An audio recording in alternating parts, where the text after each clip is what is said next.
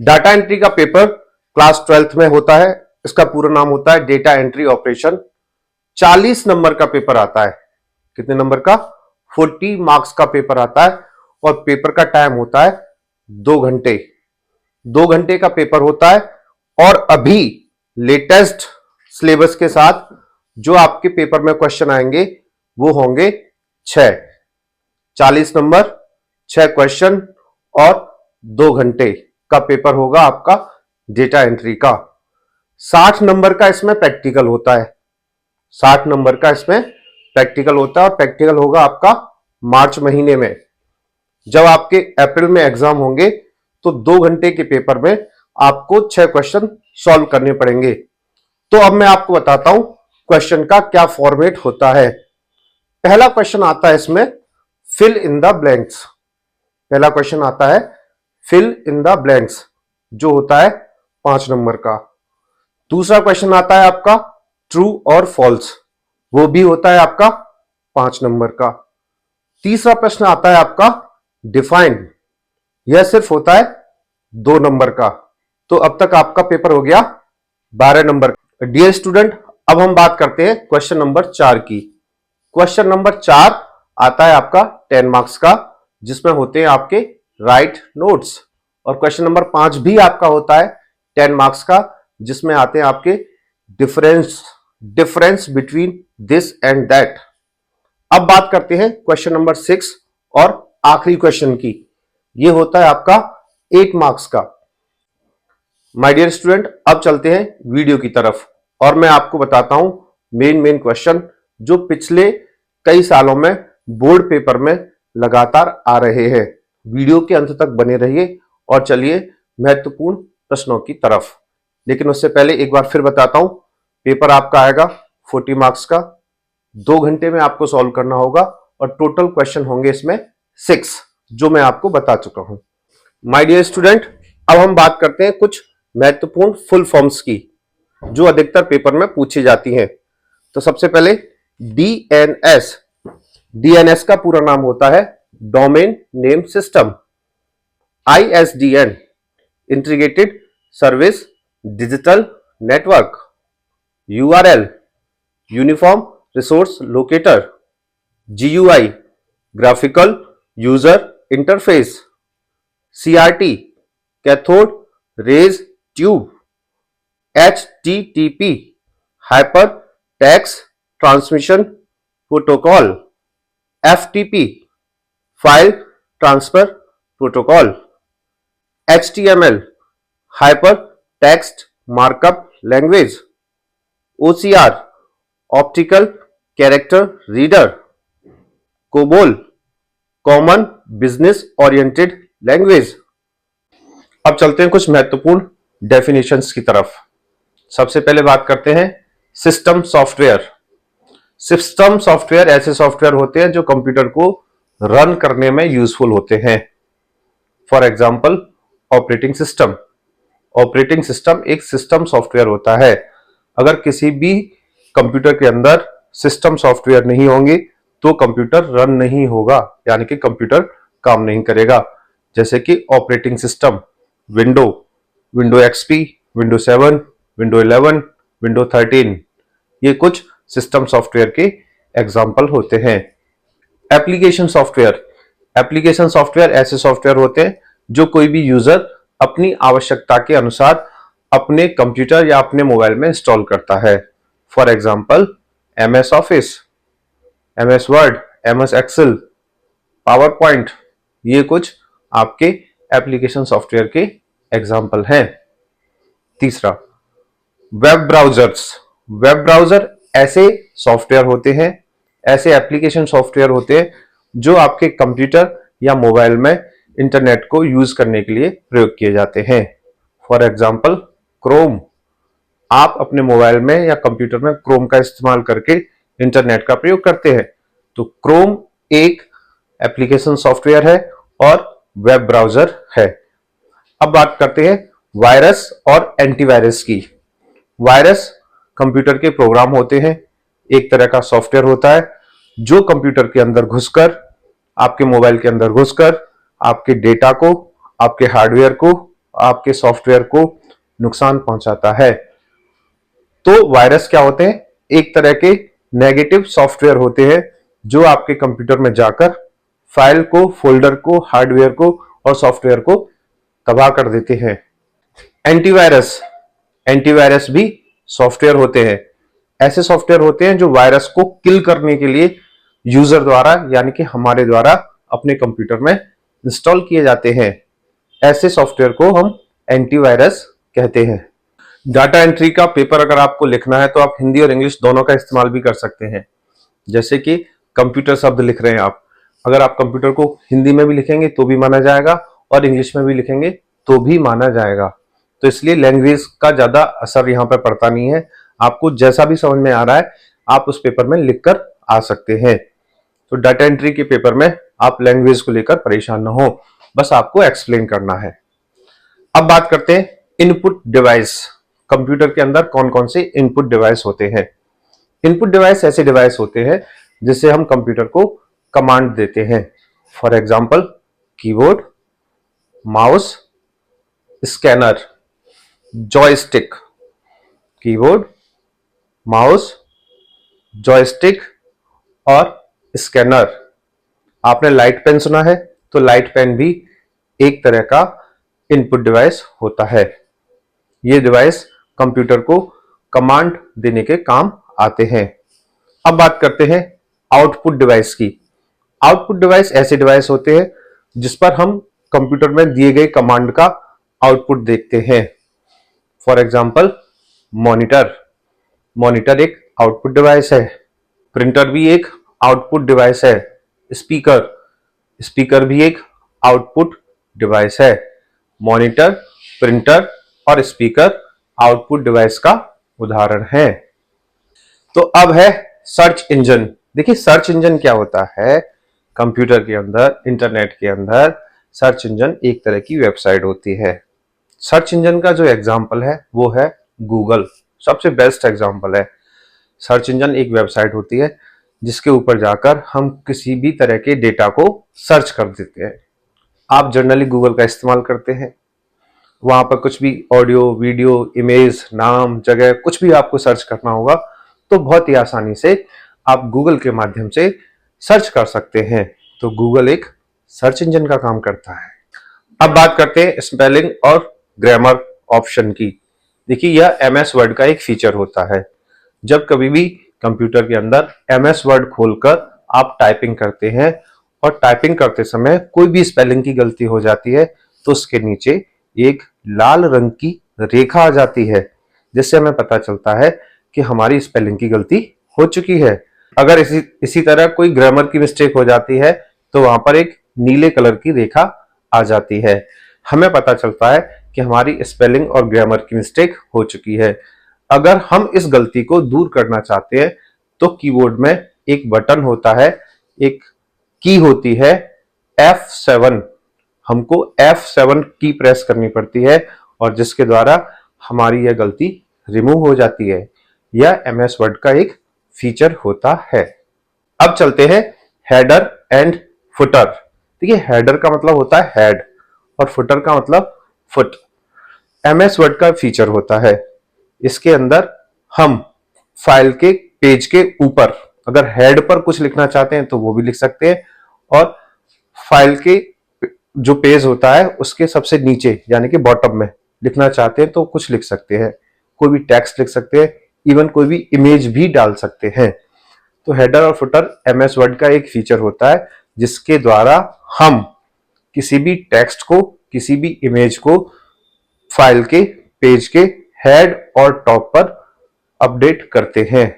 अगर हम किसी भी फाइल में एक बार हेडर और फुटर डाल देते हैं तो बाकी के सभी पेज पर यह ऑप्शन अपने आप रिपीट होता रहता है। तो इस फीचर को बोलते हैं header and footer feature in MS word. अब बात करते हैं पेज ब्रेक। पेज ब्रेक एक फीचर होता है एमएस वर्ड के अंदर, इवन एमएस एक्सेल में भी ये फीचर होता है। पेज तो आप समझते ही हैं, ब्रेक मतलब तोड़ना। अगर हम किसी भी पेज को, फाइल के किसी भी पेज को ब्रेक करना चाहते हैं, तोड़ना चाहते हैं, तो पेज ब्रेक ऑप्शन के माध्यम से हम इसको दो हिस्सों में तोड़ सकते हैं। हमें पेज ब्रेक के लिए एक लिमिट को डिसाइड करना पड़ता है, एक जगह अपना पॉइंटर सेट करना पड़ता है, उसके बाद पेज दो हिस्सों में टूट जाता है। यह एमएस वर्ड का एक फीचर होता है। अब हम बात करते हैं टास्क बार की। देखिए टास्क बार क्या होता है, जब भी आप कोई कंप्यूटर ऑपरेट करते हैं, कंप्यूटर को रन करते हैं और आपने क्या किया, एक प्रोग्राम वहां पर ओपन कर लिया, माना कि आपने एमएस वर्ड ओपन कर लिया, आपने दूसरा प्रोग्राम एमएस एक्सेल ओपन कर लिया, तब जब आप एक समय में एक ही प्रोग्राम पे तो काम करेंगे, आप वर्ड में काम कर रहे हैं तो आपने क्या किया, एक्सेल को मिनिमाइज कर दिया। मिनिमाइज किया है, याद रखिए क्लोज नहीं किया है। तो टास्क बार मॉनिटर जो होता है उसकी स्क्रीन के नीचे वो हिस्सा होता है जो यह दिखाता है कि कंप्यूटर के अंदर अभी करेंटली कौन कौन से प्रोग्राम खुले हुए हैं, कौन कौन से सॉफ्टवेयर खुले हुए हैं। समझ आया? टास्क बार क्या होता है, मॉनिटर स्क्रीन का सबसे लोअर पार्ट होता है, बॉटम पार्ट होता है, जो दिखाता है कि कंप्यूटर के अंदर अभी राइट नाउ कौन कौन से सॉफ्टवेयर चल रहे हैं और उनका क्या स्टेटस है। इसको बोलते हैं टास्क बार। अब हम बात करते हैं types of computer programming language. देखिए प्रोग्रामिंग लैंग्वेज यानी कि जो कंप्यूटर की लैंग्वेज होती हैं, जैसा कि आपको स्क्रीन पर दिखाई पड़ रहा है, तीन तरह की होती हैं, low level language, middle level language और हाई लेवल लैंग्वेज। अगर हम लो लेवल लैंग्वेज की बात करते हैं तो इसका उदाहरण है बाइनरी कोड और मशीन लैंग्वेज। बाइनरी कोड अर्थात ऐसा कोड जो 0 और 1 के रूप में लिखा जाता है, एक लो लेवल लैंग्वेज का उदाहरण है।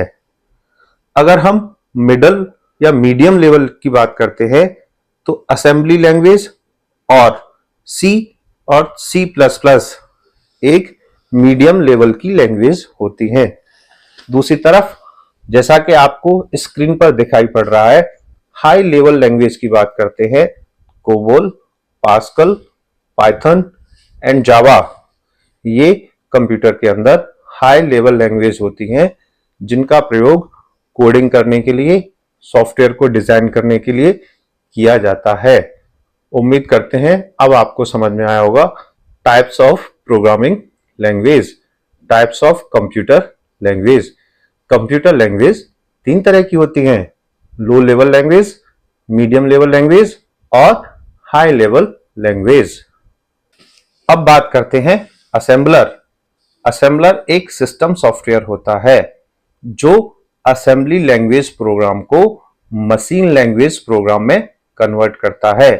जैसा कि आप चित्र में देख रहे हैं, एक हमारे पास प्रोग्राम है असेंबली लैंग्वेज में लिखा हुआ और हमने असेंबलर का प्रयोग करते हुए उस प्रोग्राम को कन्वर्ट कर दिया मशीन लैंग्वेज प्रोग्राम में। असेंबली लैंग्वेज प्रोग्राम को हम सोर्स प्रोग्राम बोलते हैं और जो कन्वर्ट होकर हमें मिला है अर्थात मशीन लैंग्वेज प्रोग्राम को हम ऑब्जेक्ट प्रोग्राम बोलते हैं।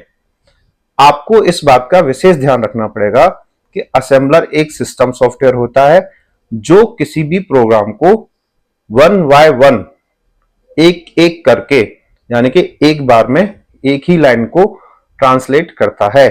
असेंबलर करता वही काम है, क्या काम करता है, असेंबली लैंग्वेज प्रोग्राम को मशीन लैंग्वेज प्रोग्राम में कन्वर्ट करता है, लेकिन वन बाय वन अर्थात एक एक लाइन के रूप में। That is called assembler. अब हम बात करते हैं कंपाइलर की। कंपाइलर भी एक सिस्टम सॉफ्टवेयर होता है।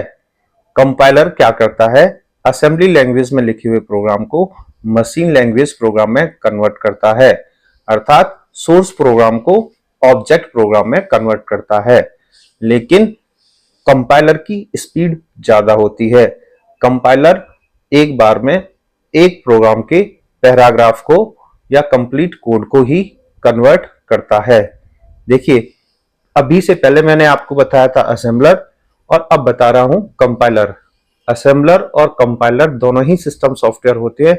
बेसिक डिफरेंस ये है कि assembler one by one translation करता है और कंपाइलर पैराग्राफ वाइज ट्रांसलेशन करता है असेंबली लैंग्वेज प्रोग्राम का मशीन लैंग्वेज प्रोग्राम में। माय डियर स्टूडेंट, अब चलते हैं पिवोट टेबल की तरफ। कुछ लोग इसे पिवोट टेबल भी बोलते हैं, कुछ लोग इसे पाइवोट टेबल भी बोलते हैं।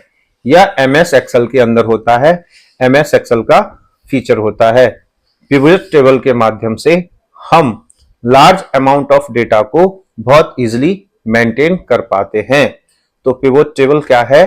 पिवोट टेबल एमएस एक्सेल का एक फीचर है जिसके द्वारा हम लार्ज अमाउंट ऑफ डेटा को बहुत ही इजीली मेंटेन कर पाते हैं। A pivot table is specially designed for large amount data handling in user friendly ways. यानी कि पिवोट टेबल स्पेशली डिजाइन जब की जाती है जब हमारे पास एक्सेल में बहुत बड़ा डेटा होता है और उस डेटा को हम अपने अनुसार प्रयोग करना चाहते हैं। That is called pivot table. Pivot table को पाइवोट टेबल भी कहा जाता है और यह एमएस एक्सेल का एक बहुत ही महत्वपूर्ण फीचर होता है। माय डियर स्टूडेंट, अब बात करते हैं फॉर्मेट पेंटर। फॉर्मेट पेंटर एक महत्वपूर्ण प्रश्न है। देखिए, फॉर्मेट पेंटर यह एमएस वर्ड का एक फीचर होता है। यह एक टूल होता है जो किसी भी यूजर को अलाउड करता है कि आप किसी भी डॉक्यूमेंट में से या किसी भी डॉक्यूमेंट के एक पैराग्राफ में से फॉर्मेटिंग को, टेक्स्ट को नहीं, फॉर्मेटिंग को कॉपी करके किसी दूसरे पैराग्राफ में अप्लाई कर सकते हैं।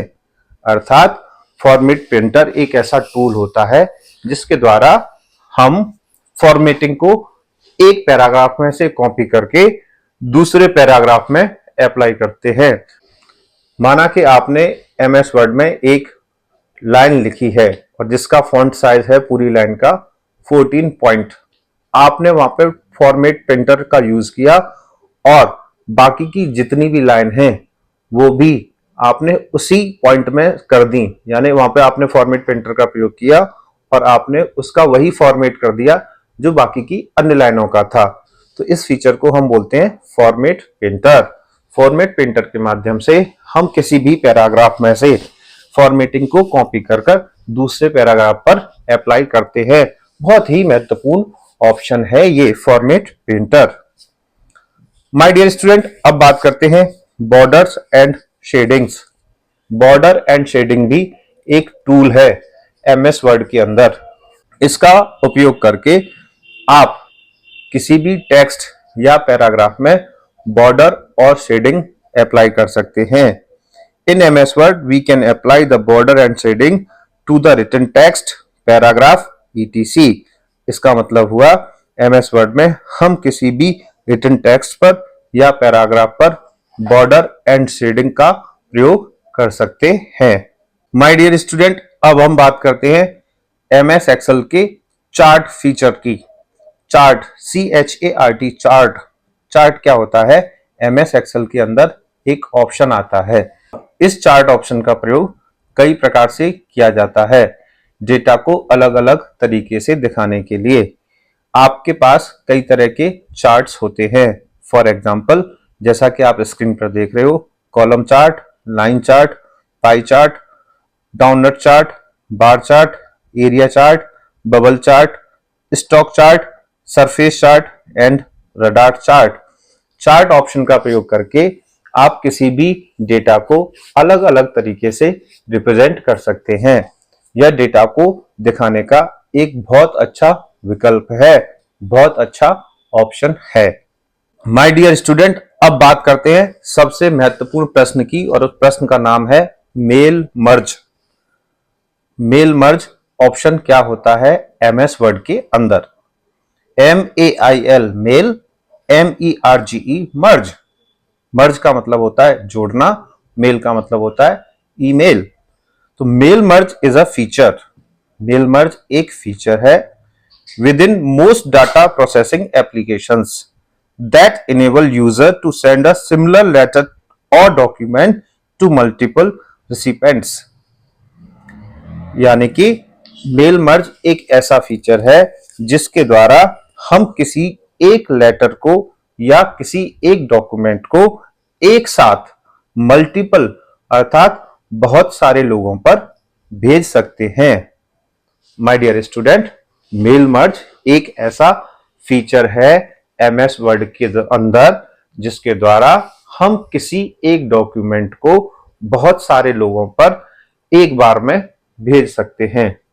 आसान शब्दों में मैं आपको समझाऊं तो अगर आप WhatsApp यूज करते हैं तो आपके पास अगर एक फाइल आती है या एक इमेज आती है तो आप एक बार में 5 लोगों को या 10 लोगों को उसे सेंड कर सकते हैं। इसी तरह एमएस वर्ड के मेल मर्ज ऑप्शन का प्रयोग करते समय आप किसी एक फाइल को या एक डॉक्यूमेंट को मल्टीपल अर्थात बहुत सारे लोगों तक भेज सकते हैं।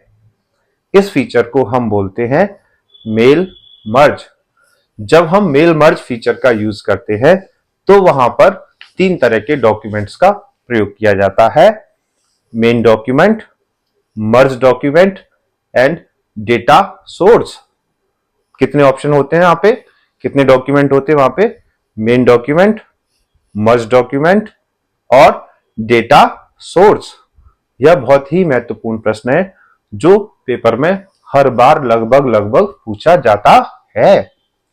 माय डियर स्टूडेंट, अगला महत्वपूर्ण प्रश्न, टाइप्स ऑफ प्रिंटर्स, यानी कि प्रिंटर कितने प्रकार के होते हैं।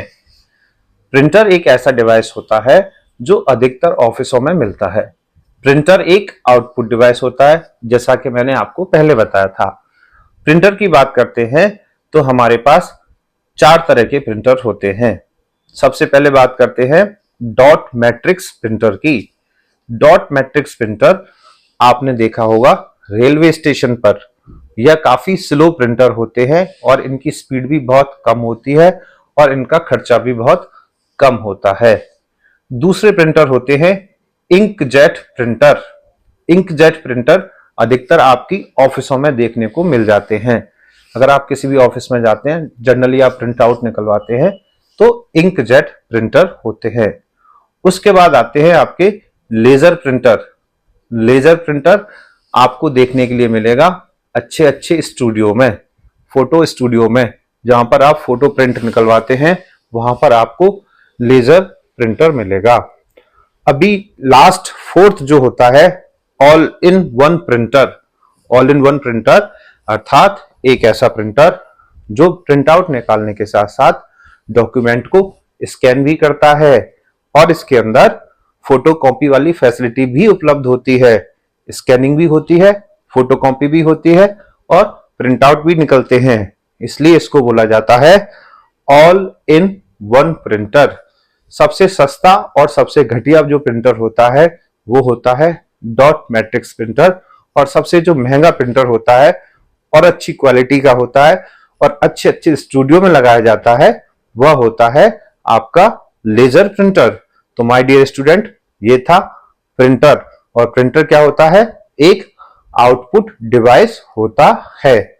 माय डियर स्टूडेंट, अब चलते हैं अगले महत्वपूर्ण प्रश्न की तरफ, और अब चलते हैं ट्रू और फॉल्स की तरफ। पेपर में आपके पास दिए जाएंगे ट्रू और फॉल्स, यानी कि क्या सही है और क्या गलत है।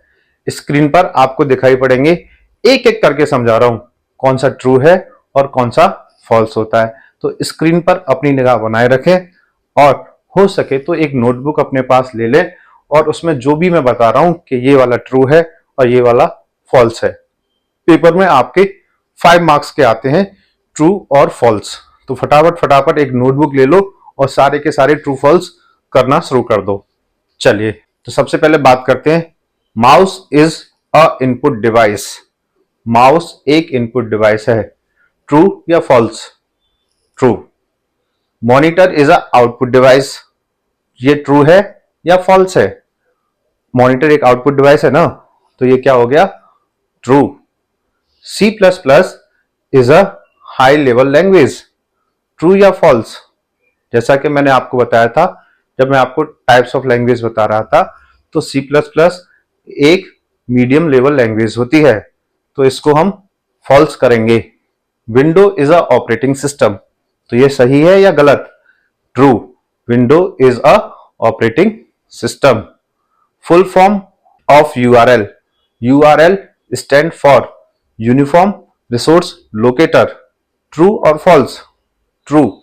यूआरएल की फुल फॉर्म होती है यूनिफॉर्म रिसोर्स लोकेटर, तो URL stand for, okay, uniform resource locator, true. www stand for world wide web, true या false? True. Hyperlink, shortcut key for hyperlink is control plus K, true. Shortcut key for hyperlink is control plus K. C is an object oriented programming language, true या false? False. C एक object oriented programming language नहीं होती, C plus plus एक object oriented programming language होती है, तो ये false है। Laser printer produce very low quality print and these are very slow in working, true या फॉल्स? इसका मतलब है लेजर प्रिंटर जो प्रोड्यूस करते हैं वेरी लो क्वालिटी प्रिंट, नहीं, ये बात तो गलत है, तो ये हो गया false. Taskbar display a list of music and songs, नहीं, फॉल्स हो गया ये तो, क्योंकि टास्क बार जो डिस्प्ले करता है list of all running programs, तो ये भी फॉल्स हो गया। Taskbar display a list of music and songs. A password can include only 2 character and 1 symbol, true या फॉल्स? फॉल्स, क्यों पासवर्ड के अंदर तो कई सारे कैरेक्टर भी हो सकते हैं और कई सारे सिंबल भी हो सकते हैं। All program display a list of installed program, यानी कि जो ऑल प्रोग्राम ऑप्शन आता है वो दिखाता है list of all installed program which a user can start and use, ये बात तो सही है। तो all programs display a list of installed program which a user can start and use, तो इसको हम बोलेंगे true. Now the expanded form of PDF, यानी कि पीडीएफ का पूरा नाम होता है पोर्टेबल डॉक्यूमेंट फॉर्मेट, ट्रू या फॉल्स? सही या गलत? तो इसको बोला जाएगा सही, ट्रू। माय डियर स्टूडेंट, ये थे कुछ ट्रू और फॉल्स। अब बात करते हैं domain name, DOMAIN, domain name. देखिए डोमेन नेम क्या होता है। डोमेन नेम को हम दो हिस्सों में बांट सकते हैं। एक तो डोमेन नेम मिलता है किसी भी वेबसाइट की वर्किंग के अकॉर्डिंग, और मिलता है दूसरा रीजनल एरिया के अकॉर्डिंग। मैं आपको एक छोटा सा एग्जांपल देता हूं। एक वेबसाइट है www.yahoo.co.in। अब यहां पे देखिए जो लास्ट में वर्ड यूज किया जा रहा है डॉट इन। डॉट इन का मतलब है यह वेबसाइट कहां से है? इंडिया से। कि हर एक वेबसाइट के पीछे जो वर्ड होता है डॉट इन, अगर ये वेबसाइट डॉट यूके होती तो यूनाइटेड किंगडम हो जाता, डॉट यूएसए होती तो ये हो जाता United State of America, dot PK होती तो ये हो जाता पाकिस्तान। आपको समझ में आया? ये डोमेन नेम आपकी ज्योग्राफिकल कंडीशन को बता रहा है कि वेबसाइट किस देश में एक्सेस की जा रही है। Dot UK, dot USA, dot in, dot PK. अब बात करते हैं किसी भी वेबसाइट के कमर्शियल एक्सेस पर। फॉर एग्जाम्पल वेबसाइट है .com.in, यहां पे .com का प्रयोग कहां पे कर रहे हैं हम? कमर्शियल के लिए। .edu यानी कि वेबसाइट का जो टाइप है वो कैसा है? एजुकेशनल। .gov अर्थात वो वेबसाइट कैसी है? गवर्नमेंटल वेबसाइट है। डोमेन नेम क्या करता है? डोमेन नेम दो तरह के होते हैं।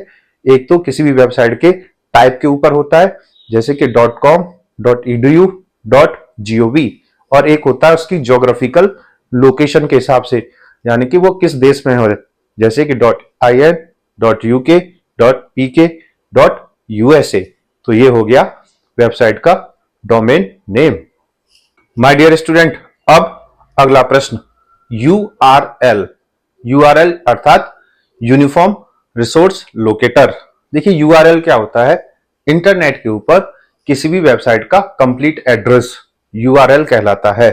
फॉर एग्जांपल अगर कोई वेबसाइट है www.yahoo.co.in, तो यह क्या कहलाएगा? URL कहलाएगा, यानी कि वेबसाइट इंटरनेट के ऊपर कहां एग्जिस्ट करती है। तो URL को क्या कहेंगे? किसी भी वेबसाइट का, किसी डॉक्यूमेंट का, किसी भी इमेज का जो लिंक होता है, जो कंप्लीट एड्रेस होता है, उसको हम बोलते हैं URL। और URL का मतलब क्या होता है? Uniform resource locator. अब बात करते हैं बाइनरी लैंग्वेज।